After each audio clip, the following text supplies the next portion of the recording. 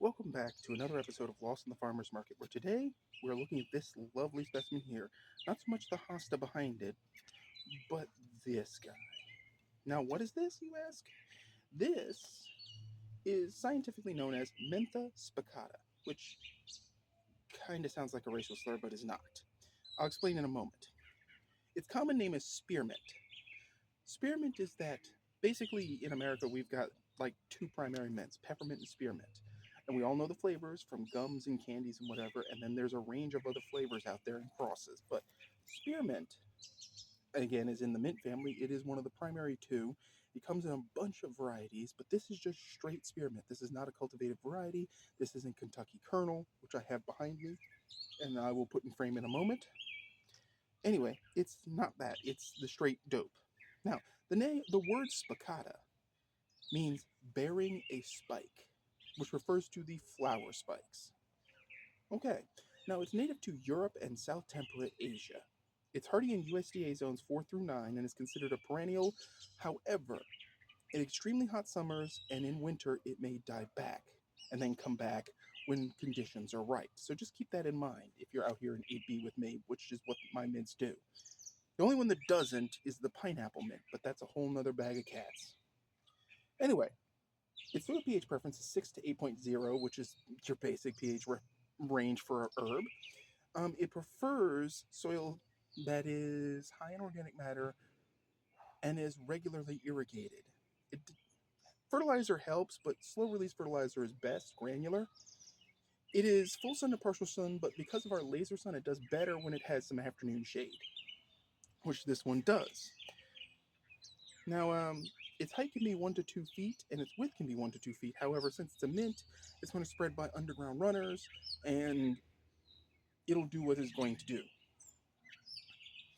Now, growing spearmint is tricky sometimes here, because our soil is so sandy that it doesn't get enough nutrient, and it does well like the first 2 years, and then it sort of, falls apart. And I'm going to move the camera. That's actually a pot with enriched potting soil in it. I'm going to see what I mean? So it's doing fine in there. However, move this over just a few feet.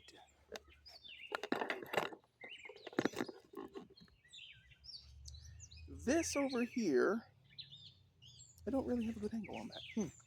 Go figure. I'm going to move this again. We're going to do that. Okay.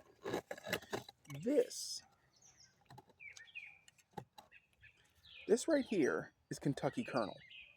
Kentucky Kernel is way more finicky, but also this is a small raised bed, and, at one point, it didn't have such good soil in it. Putting soil and fertilizer down has helped it a lot, and it's making a recovery. Now notice it's extra crinkly and not as smooth leaved as the other one. It is a specific selection for southern flavor. Now I grew this stuff up in New Jersey too, so that's where I first became acquainted with that specific variety. Let me tell you, letting it grow loose in your lawn and then mowing it makes your entire house smell like a Wrigley's plant. It's a good smell. But anyway, you can root the cuttings anywhere from 3 to 5 inch long stem cuttings in water. They'll root in the summertime in about 2 to 3 weeks, and then you can plant them out and you basically clone the plant. Anyway, spearmint is easy. The catch is that you have to irrigate. This is one of those mints that is very touchy about not getting watered. It needs its water. It needs its agua. Otherwise, it doesn't do so good.